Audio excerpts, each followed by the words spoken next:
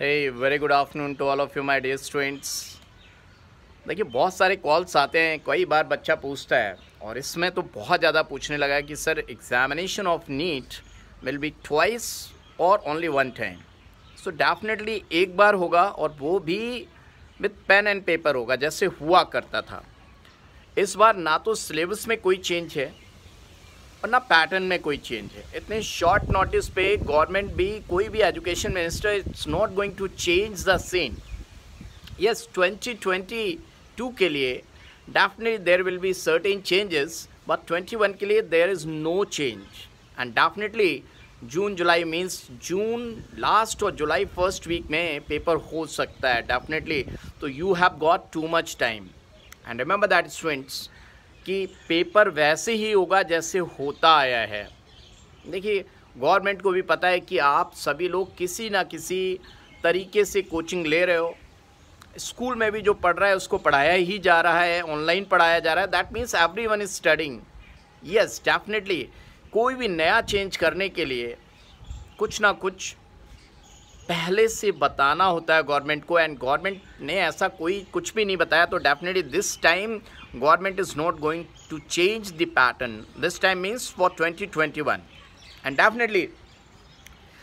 और कई बार गवर्नमेंट ऐसे स्टेटमेंट दे देती है जिससे हम परेशान हो जाते हैं कि भाई कब होगा पेपर, कब नहीं होगा, 2 बार होगा या 1 बार होगा।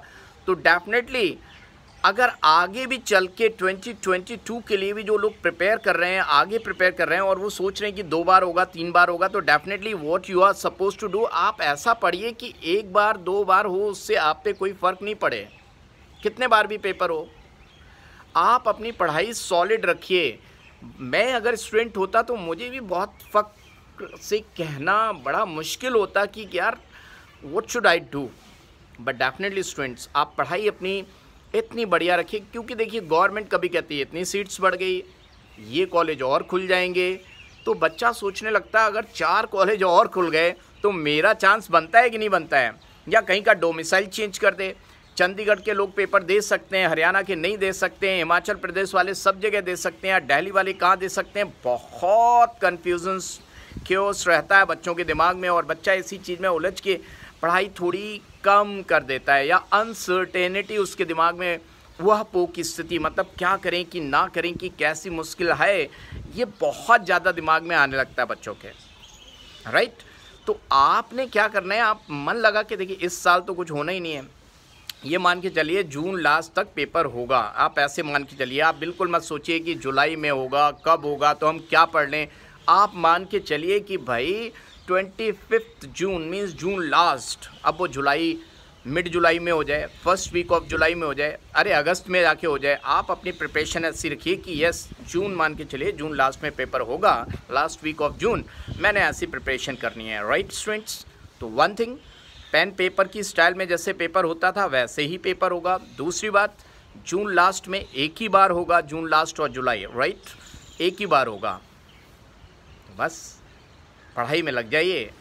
और पढ़ाई देखिए, आपने कई बार क्या होता है कि हमने मान लीजिए लास्ट ईयर 12th किया था और एक बार ड्रॉप भी किया था, तो हम सोचते हैं कि अब हम ऊपर ऊपर की चीज़ पढ़ें।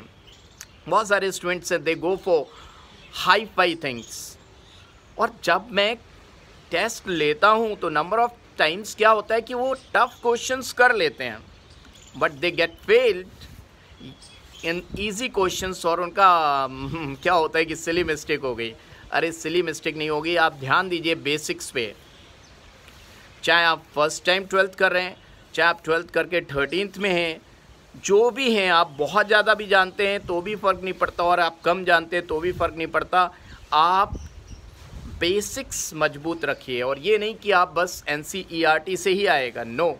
NCERT in between the lines लिखती है बहुत सारी बातें। इन बिटवीन द लाइंस बोलूँ तो कुछ ऐसा स्टेटमेंट लिख के छोड़ देती है कि जिसमें आप सोचते रहिए। फॉर एग्जांपल अगर मैं बात करूं एल्डिहाइड कीटोन्स की, तो NCERT ने reaction of aldehyde and ketones with alcohol दिया है। सो व्हाट NCERT डिड कि एल्डिहाइड की रिएक्शन नॉर्मल अल्कोहल से कर दी और कीटोन की रिएक्शन के लिए इथाइलिन ग्लाइकोल यूज़ किया है, और लिख दिया कि साइक्लिक कीटल्स आर मोर स्टेबल। तो भैया ये कुछ नहीं लिखा उसकी थर्मोडायनेमिक्स क्या है, ये भी नहीं लिखा कि क्या भाई अगर इथाइलिन ग्लाइकोल से एल्डिहाइड की रिएक्शन करते तो वो नहीं स्टेबल होता, वो उससे भी ज़्यादा स्टेबल होता। तो ये सारी जानकारियाँ आपको आपके टीचर देंगे।